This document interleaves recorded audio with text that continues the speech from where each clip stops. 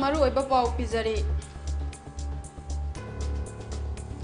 PM divine की मखादा चिंगी district सिंगदा सुपर स्पेशलिटी हॉस्पिटल सिंग थमनबा सेंटर न लुपा लाख लिसिंग तरागा चामरीगा हुंफु तरुक सुबन तरा मथोय की सेनफम सिंग काइथरखरे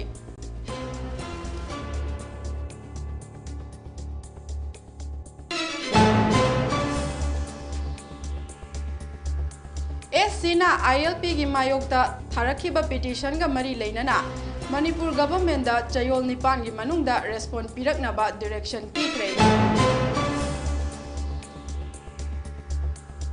यानबा पुरकपदगी जिरीबाम जाकोरादोर की थौदोकता लैखिद्रबा मियोय तरुकी हक्चांग जेएसीना लौदुना अरोइबा मथौ मंगाम ngasi पांगथोकलगनी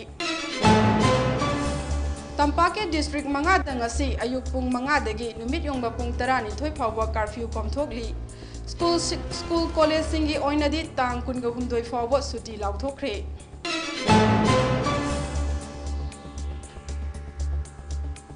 national highway 2 Imphal Dimapur लंबीदा पुन्ना गाड़ी चहुंगा यांखै मंगा सिक्योरिटी फोर्स की अकनबा चेक्शन थौरांगा लोइनना Imphal थुंगलखरे अमदी central board of secondary education CBSE न लौबा क्लास 10 अमसुंग क्लास 12 की एग्जाम मथंग चही की फेब्रुवारी 15 दगी होगनी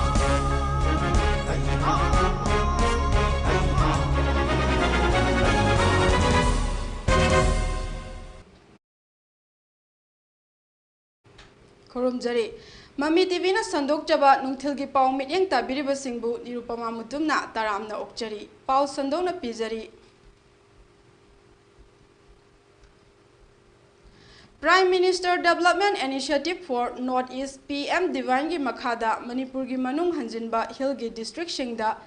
सुपर स्पेशलिटी हॉस्पिटल सिंग सानबा सेंटर न लुपा लाख लिसिंग तरागा चामरीगा निफु तरुक सुबना तरामाथोय की सेनफम सिंग काइथरखरे हाइरी मिनिस्ट्री ऑफ डोनर की मखादा काइथरकलिबा सेनफम असिना मणिपुर की मनुंग हुंजिन बचिंग की डिस्ट्रिक्ट सिंगना अनोबो मखल की इंफ्रास्ट्रक्चर अमसुंग इक्विपमेंट सिंग थमदुना स्पेशल हेल्थ केयर फैसिलिटी सिंग लेबा हॉस्पिटल अममम सानबगी पांदमदा थादरखिबा सेनफम सिंगनी हाइरी हिरम असिगा मरी लेनना minister of development of north east region DoNER ना मणिपुर की चीफ सेक्रेटरी दा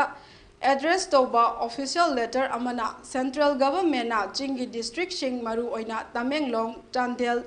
उख्रुल सेनापति अमदी जिरीबाम दा एडवांस मेडिकल फैसिलिटी सिंग CT स्कैन सिंग MRI अमसुंग ICU सर्विस लेबा सुपर स्पेशलिटी हॉस्पिटल सिंग थमनबा लाख लिसिंग तरागा चामरीगा हुंफु तरुक सुबना तरामाथोय की सेनफम असिगी administrative and financial sanction AFS granted तौरे हाइना ऑफिशियल ओइना एस्टिमेट तौखरबनी हाइरी चिंगी मनुंग हुंजनबा डिस्ट्रिक्ट सिंगदा सुपर स्पेशलिटी हॉस्पिटल सिंग थमदुना अथापा खुंगंगी प्रजा मियामदा स्पेशल हेल्थ केयर फैसिलिटीज पीदुना अना लायंगी लमदा सिंगमी सिंगना थेंगनरिबा खुदोंग चादबा सिंग असि कोखनबगी पांदमदा PM डिवाइना पाइखटपा प्रोजेक्ट सिंगनी हाइरी हाइरिबा प्रोजेक्ट असि चुरचानपुर डिस्ट्रिक्ट की ओइनदी चुरचानपुर मेडिकल कॉलेज लिंखतुना प्रोजेक्ट असि माइ पाकना पाइखटपा हौखरे PM डिवाइन की मखादा पाइखटलिबा प्रोजेक्ट असिना मिनिस्ट्री असिना मियामदा पीखिबा कमिटमेंट हाइबदी क्वालिटी मेडिकल सर्विस फंगद्रिबा मनुंग हंजिनबा मफम सिंगदा लैरिबा सिटीजन सिंगदा अनोबो मखल की हेल्थ केयर इंफ्रास्ट्रक्चर सिंग थमदुना मिपुम खुदिंगमक चप मानबा हेल्थ केयर फैसिलिटी फंगहनबा ngamnaba hotnaba प्रोजेक्ट नि हाइना मिनिस्टर ऑफ डोनर की लेटर असिना फोंगदोरकली हाइरी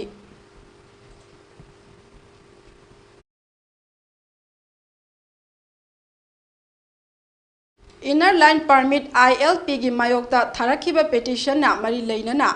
मणिपुर गवर्नमेंट दा चयोल निपान की मनुंगदा चप मानबा रेस्पॉन्स पिरकदबनी हाइना खंगनख्रे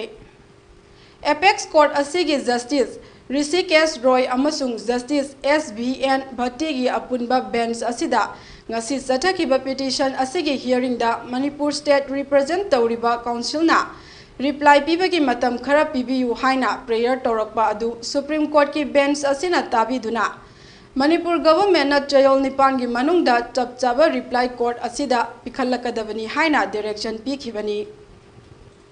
हिरम असिगा मरी लेनना अमरा बगाली कौबा ऑर्गेनाइजेशन अमना ILP असि ड्राकोनियन ओय ILP ना सोशल इंटीग्रेशन चौखट थौरांग अमदी टेक्नोलॉजिकल एडवांसमेंट सिंगदा फंडामेंटली चावना अयत पी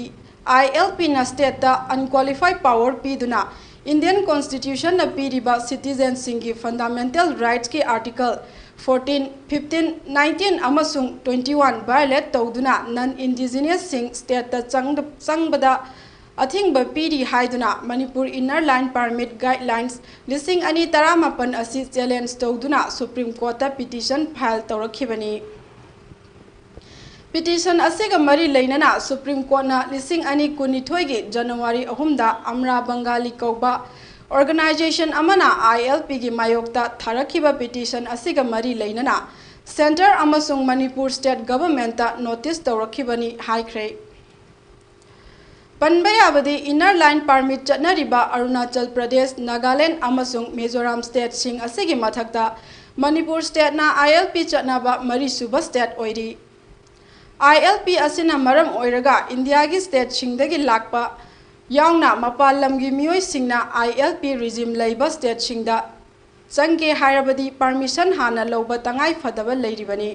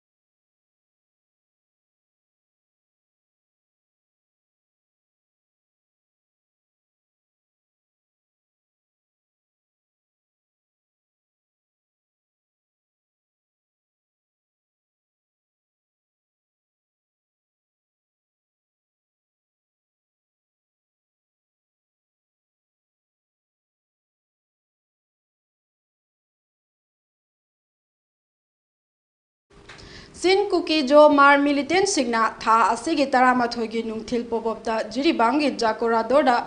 जाकोरादोर की रिलीफ कैंप तगी अंगांग अहुम अमदी नुपी अहुमगा लोइनना फादुना पुख्रबा मदुंग नुमित खरनी लैरगा बराक तुरेलदा सीना हुंदोकलंबगी थौदोका मरी लैनना सेमखिबा जॉइंट एक्शन कमिटी JAC ना लौदना लाखिबा असिबा हक्चांग सिंग असि Silchar medical college and hospital मोक्तगी लौरबा मतुंग लैखिद्रबा सिंग असिगी अरोइबा मथौ मंगम फुल ऑनर तौदुना ngasi जिरीबाम डिस्ट्रिक्ट की मफम चाबा जगह अमा येंगलगा पांगथोकलगनी हाइरी थौदोक अदुदा लैखिद्रबा सिंग अदुदी युरेंबम रानी देवी चही हुंपु तेलेम थोइबी देवी चही कुंथ्रा माथोय तेलेम थाजमानबी देवी चही निपान लाइस्रम हैतोनबी देवी चही कुनमंगा लाइस्रम चिंखै nganba सिंग चही अनि मखाई अमसुंग लाइस्रम लमगानबा चही निपान था निपान लैखिद्रबा सिंग असिगी हक्चांग सिंग पुलिस दा बराक तुरेल की तोंगान तोंगान मफम सिंगदगे लौखलबा मतुंग Silchar medical college and hospital मोक्ता पुरक्तुना पोस्टमार्टम सिंग चथाबा लोइख्रबा मतुंग असिबा हक्चांग सिंग असि JAC ना तोंगान तोंगान बा डिमांड सिंग लैंगाकता थमदुना लाखिबगा लोइनना असिबा हक्चांग सिंग लौदना लाखिबनी अमरोमदा ngarang lenga kamari leinana authorities singna JAC singna taliba demand sing maru oina mihat sing asida generiba sin kuki jo mar militant sing phaduna national investigation agency da sinaba amadi mar village volunteer sing numit tare nigi manungda terrorist organization ni haina laukthokpa लैखिद्रबा सिंगी ख्वाइदगी नकनबा मियोय सिंगदा मतिक चाबा ex gratia पीबा अमदी इमुंग मनुंग सिंगी मियोय सिंगदा मतिक चाबा गवर्नमेंट की थबक अममम हापा सिंग असिनी नेक्टर संजेनबम SP कॉम्बेटना जिरीबामदा चिन कुकी जो मार मिलिटेंट सिंगना मियोय निपान तमथिना हारख्रबगा मरी लैनना चथखिबा प्रोटेस्टा जिरीबामगी कमरनगा खुनिंग थेक्तगी खुंद्राकपम अथौबा मैतै चही कुनमरी अपोकपा खुंद्राकपम तोंबा Meitei नोंमैना कापतुना सियनखिबा अमदी कैसाम बिनसन Singh Chahi kunga taruk apokwa kaisan bizen sing kouba amabuna Sokhan kiba thogdok ka mari leinana sem kiba JSina laudana leiriba athauba maitegi asiba lauduna mahaki aroiba mathau mangamsu ngasi Jiribamda pangthok lagani hairi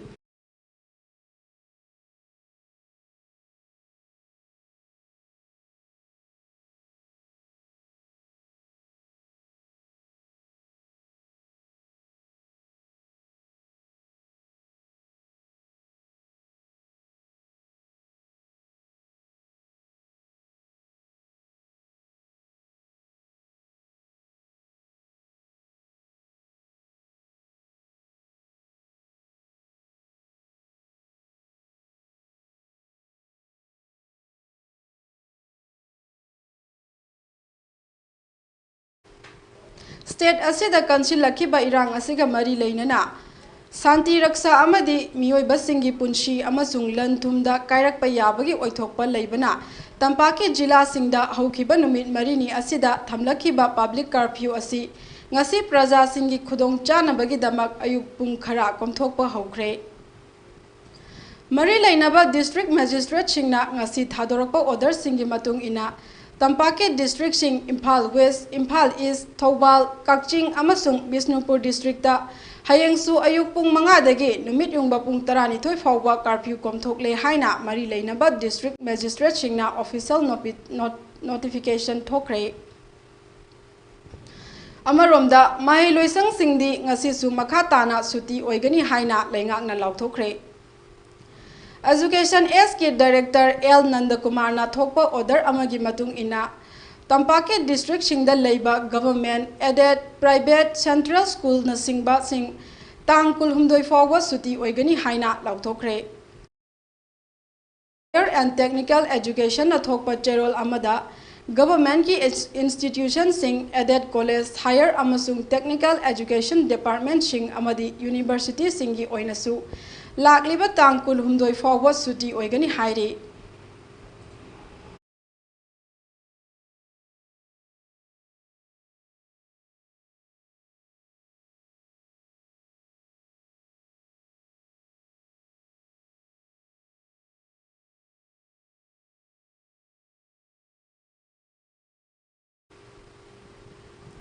State asida makhata na pamdaba thodok thoktana ba security force ki kangbuna ching amasung tampaki tongan ba mafam singda thiba humba ki thabak amadi area domination ki thabak leptana chathari police ki paw amagi matung ina ching amasung tampaki district singda leiba irang thokpa yaba mafam singda security force singna mikup na hum singna leibaga loinana thiba humba ki thabak chathari Amaromda ngarang nungthil pung mari rom tarakpa aduaida Senapati district ki manung chanba henbungda police na achat awok check sing tawbada lupa lising kuntrani thoi romgi oigadaba yungau liter chahunga kun fagat kre National Highway singda security force singna akanba section thorang marakta pochai puba gari sing Imphal da thungba leptri National Highway 37 Imphal Jiribam lambida Mal puba gari yankai mathoi Imphal yaurkibaga loinana National Highway 2 Imphal Dimapur lambida punna gari chahunga yankai manga security force ki akanba section thoranga loinana Imphal thunglakre Masigi mathakta state asigi tongan ba mafam chamaga nipuda checkpoint sing hangduna achat awok sing check tawbagi thabak chathari State asigi hojik oiba phibam asi yengduna Assam police na lokhatpa section thaurangi manungda Assam amadi Manipur gi ngamkhai paringda leiba mafam singda lakhiba police na area domination exercise sing chathaki hairi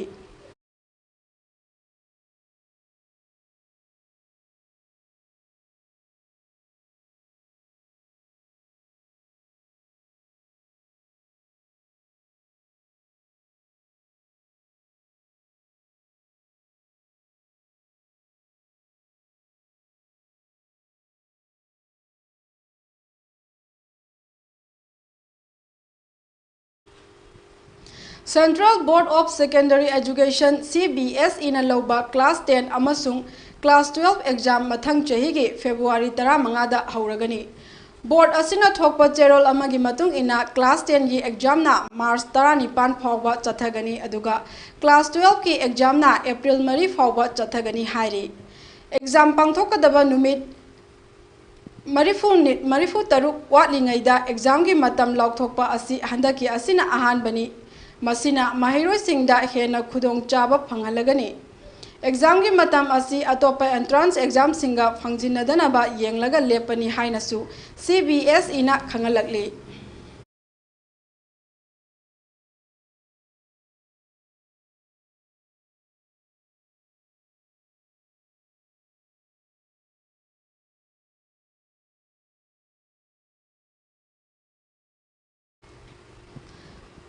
Angang yauna mioi taruk tamthina cookie terrorist singna hatok pikhraba phawba rajniti tawriba ruling amadi opposition na cookie terrorist ki mayokta wa amata ngangdriba karigino haina RPI athwalegi national secretary Mahesor Thongnawjamna phongdokre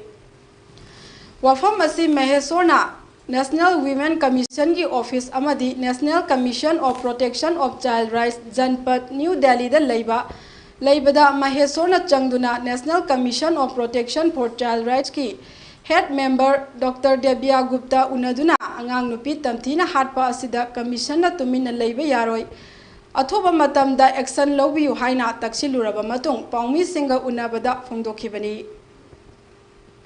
Mahesona makha taraduna haikibada angang yauna mioi taruk tamthina cookie terrorist singna hatok bhikraba phawba hauzik phawba rajniti tawriba ruling amadi opposition oiro cookie terrorist ki mayokta ahakpa chairak pibagi rajniti ki leader oiba ruling oiro opposition oiro MLA MP oiro cookie terrorist ki mayokta wa amata ngangdriba karigino makoi masen hunnabagi video oina thagatlaga leire India ki Prime Minister Narendra Modi su wa ama phawo ngangde social media da tweet forward taude opposition ki leader singsu cookie terrorist ki mayokta wa amata ngangde leibak asi kanana kadai dano cookie MLA Polenlan haukipna Karan Thapar ki wire interview da phone na micham taruk haliba adu cookie nani kaibu lotoino haina direct phone na interview da hairabani LM Kokte MLA su CRPF na cookie terrorist na khangaba cookie terrorist ni khangaba taramathoi adu hatpada khokte masa mafam aduda chatlaga cookie terrorist sung adubu athobani martyr ni haiba ngamabani adubu video proof leirabani cookie MLA tara asisu terrorist singa pullaga maitai misam hatnaba cook tawrabani cookie MLA tara disqualified tawraga jail da thamdabaga loinana cookie terrorist ki mayokta akanba action lokhatpa ngamdriba karigino haina phongdokhi Mahesona makhatana hai politician sing rajniti chanaba tokpiro CSO singsu thembada chatpiranu iraiba kanaba mai onsilasi matam oirabani haina amata oina punsilaga thengnaminarasi haiki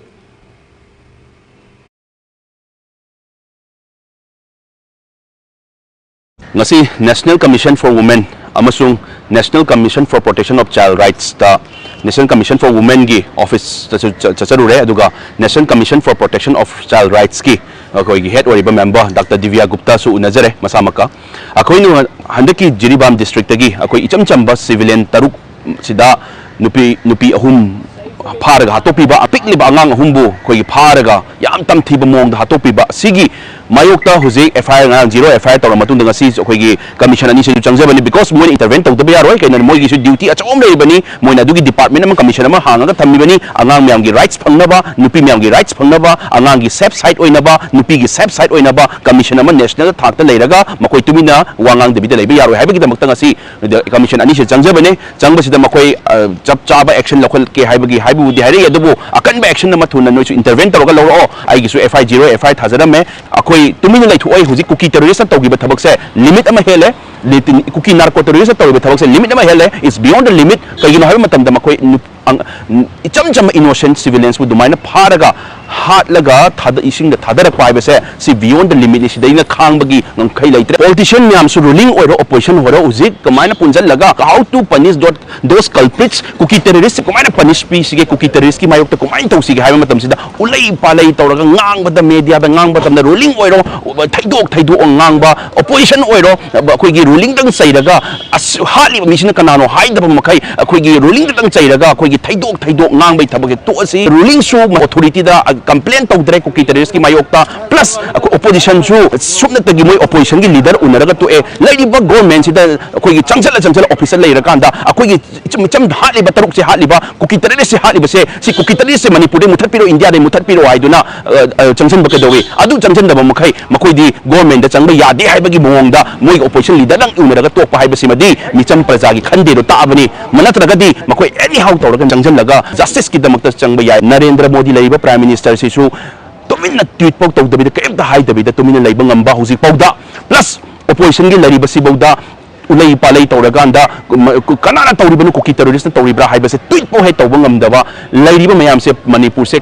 politician mayam se na ngak ni haibadi thajaraktre layriba duna layriba praja mayam CSO layriba mayam se sida macet tanaba matam natte huji punjan biro thema ju chapiranu na themakpagi nakom da sida ngang bache nakom thadopigro som da ngang som thadopigro asing machumgi damakta imalai ba ki damakta aduna kok thadarasi themakpada yarani haibe thibam de to asi huji pokde kuki MLA tara se disqualified tawdrib se karigino ngarang current thapar ki interview da MLA Paulen Haukipna masamak na confess of Zarabani masamak na yazarabani taruk hatlise kuki nani haibase masamak na yazarabani mana retaliate to potni haibase masana machindagi hairaga interview da proof leirabani aduga CRPF na Central Forces na hatlaba kuki terrorist ni hatlaba trauma thoido LM khokte MLA duna chatla kanda mat koigi martyrs ni koigi trauma thoidugi asi bhakchang manak chatlaga makoi terrorist natte martyrs ni ka hari base ma central government sida singnari rama adu taragadi ma terrorist ki manak chatlaga mana martyrs haibang mabarina mahak su dum mari leinare do taabani aduni lairi ba MLA mayam 10 MLA sida dum sumana tawleire open la ngange interview da ngange video da ure adu taragadi 10 MLA se hausibok disqualified tawdebi thammi base karigino so we have to disqualify please disqualify yam thuna kuki MLA se disqualify tawiro disqualify dang natte nganagi Paulen Haukip amasung LM Haukte gi video ure matung dadi Paulen Haukip kitchen da taruk se kuki na hatpani haibe gi mong da ma masama khang gi mong da ngangi du nadi disqualified tang natte he should be sent behind the bar ma jail man thamjan ga dabani kai ma magi wangang du da taruk innocent ori babu land kana basu nataba icham chama innocent civilian ka hatpada masu yaning na ngang ba means ma masasu disqualified tawra matung da jail su namjan ga dabani because magi wangang du da openly show tawra bani ngarang interview du da adu hosipo MLA tara se disqualified tawdri base karigino hauzik adu da play politics ki play sanaba matam natte opposition sungare ruling sungare opposition su takshan bada pulak puna takshan biro huzik government na changba yadi haiba poto topi to asi isagi ethics to ngaki hargadi imale ba kanse hargadi huzik party ki ideology topiro ama to ina ponjal laga akoi yellow furup akoi gi imale ba se kandaba yadi haiba wakhalun changchan biro sida party ki ideology Airport Road ta leiba tidi motor showroom da sakhangdaba singna nongmei round ani kapsilamle car ani yauna showroom gi saru khara amang ata thogankhre thodok asibu yaningdaba phongdoktuna motor showroom asigi owner ga loinana staff singna wakat mifam phamkhre thodok adu kanana karigi damak tawribano haiba hojik phawba oinadi khangba ngamdri hairi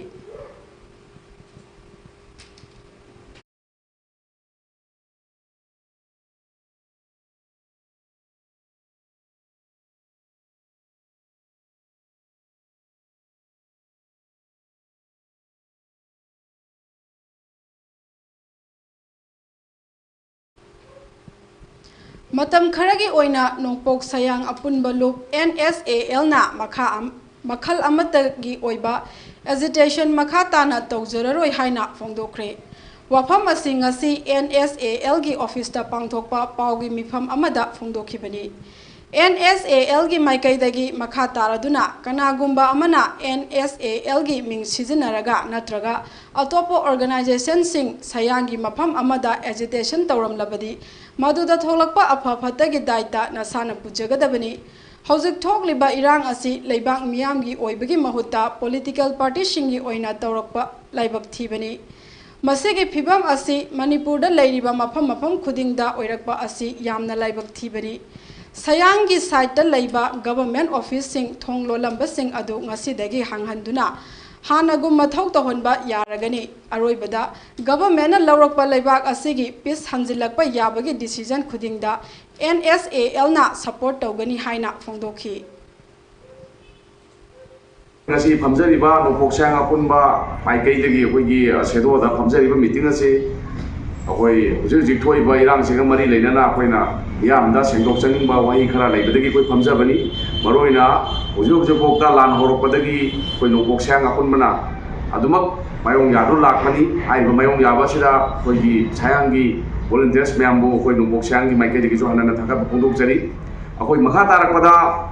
hojik thoi beirang si akoi sum yengjabada akoi maitai macha moina akoi lan je soknadre thoi beirang si akoi political gi oina sangnarakpa mayamna masa masa gi kendra gi masa masa gi rajniti party sing kangnarakpa officer singna masa masa gi khangna sanaba madi magi khangna ba mi sing do kangkhana ba honarakpa aduga changjaliba khujanga se akoi mai pa ku asa je akoi ibu urakta ba haitare maitai ibu oina changjan gadaba thabak tu maitai oirakta ba masa masa gi magi mi kangkhanarapatagi no mata lanjio horopatagi irang ahing lewu yadaba lanjao yadaba mioi chingado MLA minister ngak na bagide magtade uje ahing lek tana moi MLA minister ge memda lainaba myam ko thengna jare mafam kudi makta akoi ki kendra do sudum yawjari ato to kendra gi siloina tawi myam na loina khangna birangani maram asina akoi na chanjaliba khongjang asi akoi maitai oina mai papagi saju de ison sun thongjaloi aina khanjabada aduna matam kharagi oina nopokchang apun basi akoi agitation chingba protest chingba lama dissident protest chingba akoi gi sayang gi site ta koi tokjaroi matam kharagi oina aduga kana gumba party any organization amadi any club singna koi nopokchang gi jagada tawbiramba natragana mingsijana ga tawbiram do masa masa na daita lawjagadabani maduda soengam yorkodo masima thamjage ngasi phamjari Thawbalgi Meira Paibi Loop Kokupal Sinduna Waikhom Mani College tagi Deputy Commissioner Thawbal Mapa Phawba Thawbalgi Meira Paibi singna rally chatli Khongsat aduda miyamna Manipur pumbadagi afaspa loktho lamdam asida phurup masel khanana basinba India gi lalong yaningde haibana chingba kholaw kaya su lawkhe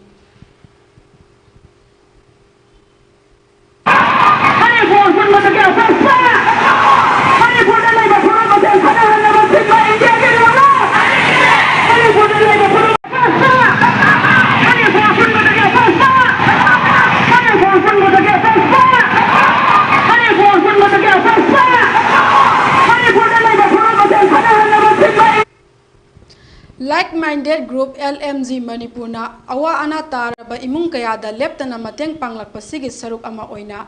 lamsang kendra gi manung chanba tendongyang makhalekai da leiba khuraijam mangi jaw chahi nimpu mangagi tengdongyan lodong lokonda yaina na ba paiduna thamba phawoi chatliba tha asigi tarani bangi numidang pung 8 makhairom tabada masak khangdaba singna mai thadok lambadagi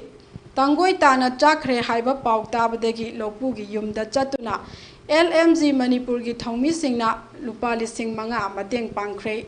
Tengbang Senpam Piba Chatpada Phawbai Mapugi Loinabi Bilasinina Tengthana Oina Thamoi Songna Kaploduna Wapam Kaya Phongdok Laki Migi Low Wairaga Phawdambi Thaduna Wana Ujaba Minung Silaitaba Pataba Misingna Chahi amagi chanaba ujaba low tangoi tana mai thadok piramba asi asuk waba mai chak punshida thengnadri masa nupasu paisa leitabadagi class 10 parikya thahanba ngamkhidre asuk warba matam asida mateng pangbirakpa LMG Manipur bu punsigi kaujaroi haina phongdokhi Tengbang Khongsat aduda Secretary Ojit Chorokaibam Assistant Secretary Surendra Ningomba Executive Member Birla Salam Priti Asem Amadi Dawan Nauroibam na Chingba Member Kayasu Saruk Yaki Tengbang Khongsat aduda Ojit Chorokaibam na Phongdokhibada Asuk Warba Matam Asida Loksan Tamduna Ujaba Low Phawbai mai thadok piba haibasidi longmi singbu otpi nei bibaga thogdoka pangkhakni LMG Manipur gi maikaidagi awabagi mathakta yaningdaba phongdok chari loinana asigumba thabak asi makha tana tawbidanaba appeal tawrakli loinana Mara laibasing phanaba hotnabiyu amadi phawbai mai tharamliba mioising pau pibirakpa mioida lupa lising kun mana pijagani pau pirakpa mioisingi masak maming haidok jaroi haina phongdokhi. Masak khangdaba minung sileitaba laumi singbu kari su oidana khanba miyoi sakhangdaba singna mai thadomba mai adu koi phyarbigi lai adubu koi punamak laudu tangoi taki imung asina leita lan marak asida migi sen puraga har chaidana maduda keno tawdana hona jaba aduga premilana paisa se leitadana matom ta khaujaba hari bja wan honaba sigi marakta kai yogodaba pung kun mari phadraba matamduda tangoi tana koi thadok pirama. High Court of Manipur ki Anoba Chief Justice Madras High Court Justice D. Krishna Kumarna oiragani. High Court of Manipur ki Chief Justice oiriba Siddharth Mirdulan ki matam angasi loiragani. Mahakpu full court farewell pibagi thauram ngasi pangthoklagani. Maduda court asigi Judge Singh Manipur ki Advocate General Bar Council ki Chairman, High Court of Bar Association of Manipur ki President, All Manipur Bar Association ki President amadi Deputy Solicitor General of India Saruk Yagani.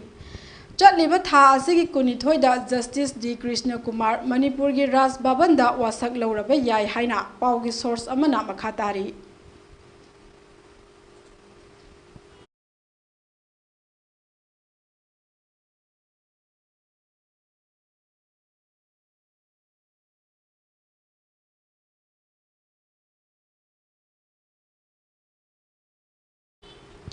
Meghalaya ki Chief Minister Conrad K. Sangmana Luchingba National People's Party NPP na BJP na Luchingba Manipur government asida support tawba tokle haina laukthokraba matung Meghalaya dasu NPP ga BJP ga makhatana alliance thambap tokpa yabagi oithokpa leire haina Meghalaya ki BJP singna phongdokre. Meghalaya ki BJP leader amasung Turagi MDC oiriba vendor na N Marakna reporter Singda Ngasi Phongdokhibada NPP na BJP ga alliance tawba pamdaba matau asida karam tawna coalition asida chawna effect oihanduna matung tarakpa government ki function singda karamna pungadage haibasi achauba concern ama oire haiki. Ikoi koidringaida Chief Minister Conrad K. Sangmana Manipur State ta BJP ga alliance leiramba adu BJP na luchingba Manipur government na Housing talk liba eating violence amuka hena council halakpa Jiribam district da angang ahunga loina na nupi ahum militant singna tamthina hato khraba matung barak turel da thada rakhiba asida BJP gi center amasung state da paliba sarkar sing asina karimata tawba ngamdana leiriba amadi state asida normalcy amasung santi purakpa ngamdana leirakliba asida NPP na BJP government da sagatpa tokhibani haina phongdokhiba laikre.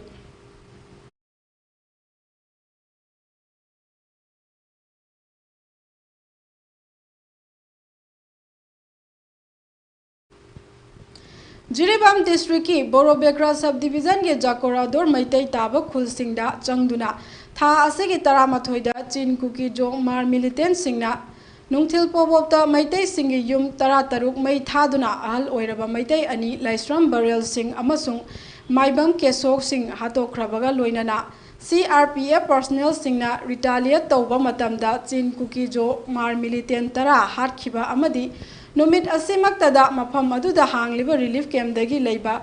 maitai gi angang ahum amadi nupi ahum phaduna pukhraga tamthina hatlaba matung barak turel da thadarakhiba thawong sing asigi Jiribam apunba loop JAL na akanba maongda condemn tawbaga loinana leingak na athuba matamda chenariba militant sing phaduna matik chaba chairak pigadabani haina demand tawrakli. JAL gi media cell na thadorakpa cherol amagi matung ina hai Jiribam gi Jakorador da thokiba CRPF ka nongmei kapna bagi thodokta sikhraba Chin Kuki Jo Mar militant sing familianen kum chahi kuntra mathoi apokpa Benjamin Ngorte village Saiko Churchampur Rolneng Singh chahi kuntra apokpa Lal Swamin Talbung village Pejol Ramlenin chahi kun gamapan apokpa Rima Thenmal Chaikot Churchampur Lanthanai Chahi Kunganithoi Apokpa Larsirangang Churchampur Elbis Lalpurmai Apokpa Lanthang Sang Khopuibung Village Saikot Churchampur Henry Chahi Kunmanga Apokpa Lansandam Khopuibung Saikot Churchampur Robert Lantungbung Chahi Kuntra Taragataru Apokpa Albert Village Saikot Churchampur Chahi Kuntra Apokpa Laikhidraba Jalengkhun Balkopa Churchampur Francis La Jerlin Chahi Kunmanga Apokpa Balansung Thenmol Saikot Churchampur Amasung Joseph Landi Dom Chahi Taragamapan Apokpa Rosanjol Porbung Churchampur Singh Asi Village Volunteer Singh Ni Haina Chin Kuki Jo Mar Militant Organization Singna Village Volunteer Singh Ni Haina Claim Tauriba Asi Makhoigi Hainabi Machin Thiba Oidaba Ngangba Uthok Sabani Maramdi Karam Tauna Sikraba Chin Kuki Jo Mar Tara Asidagi Security Forces Singna Sophisticated Oiraba Kusukulai Singh AK Rifles Esler Inchas Rifle Amadi RPG Fagat Kibano Volunteer Singna Asigumba Sophisticated Oiba Kulai Singh Pairibano Haina Anglaki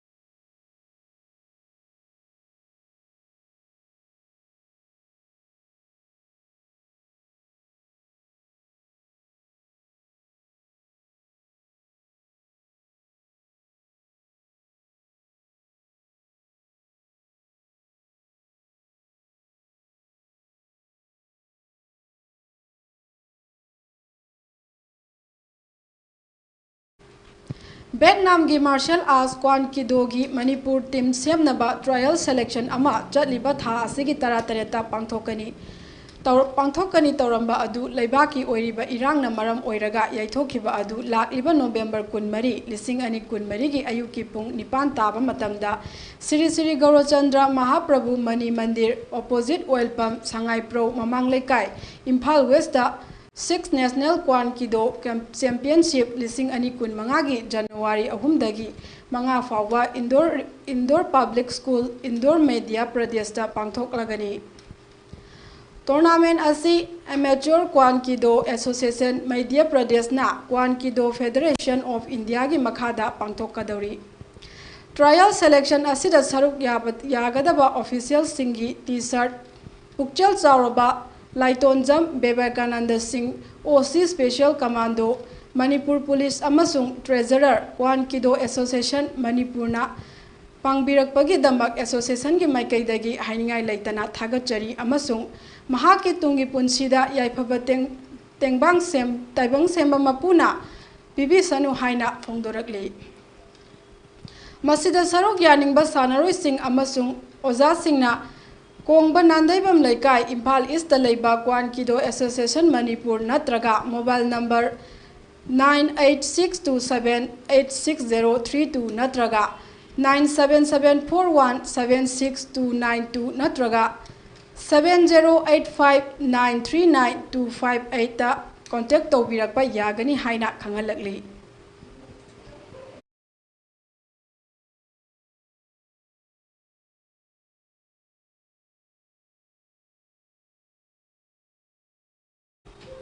All India Mixed Martial Arts Federation affiliated Global Association of Mixed Martial Arts ki Lamjing Makhada Bombay Exhibition Center da Mumbai Maharashtra December gi tang kundagi kunganithoi fawba pangthokadaba Open National Mixed Martial Arts Championship lising ani kunmari media partner na local com amasung equipment partner USI Universal ni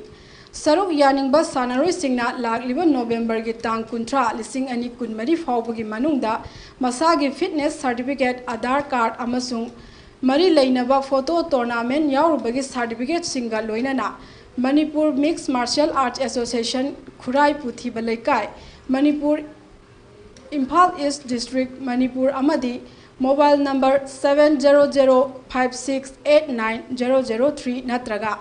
977417629 da submit tawraknaba khangalakli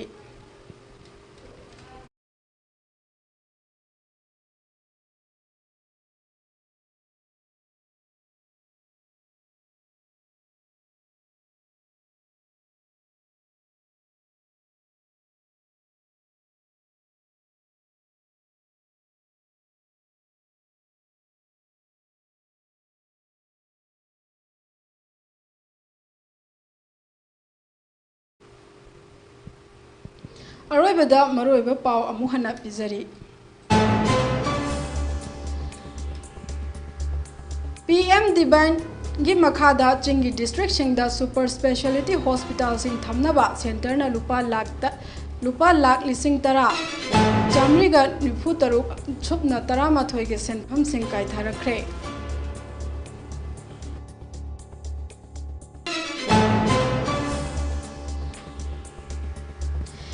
Sena ILP ki mayokta tharakiba petition ga mari leinana Manipur government da chayol nipan gi manung da respond piraknaba direction pikre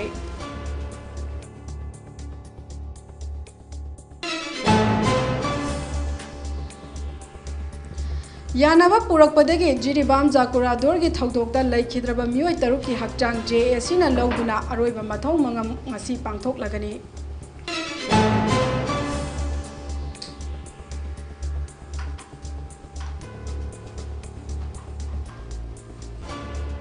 Tampake district mangada ngasi ayuk pung mangadagi numit yung pung tarani thoi fawba curfew komthokli school college singidi tang kun go humdoi fawba suti lauthokre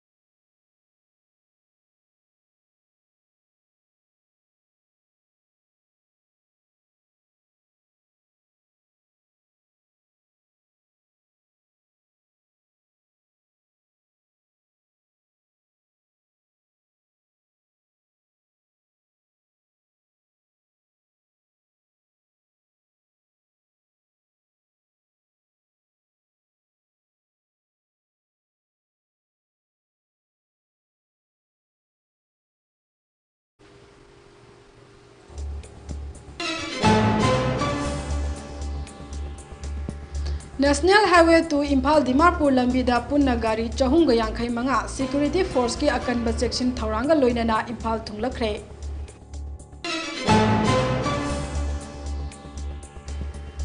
Amadi Central Board of Secondary Education CBS ina Lowba Class 10 amasung Class 12 ki exam mathang chahi gi February 15 da hauragani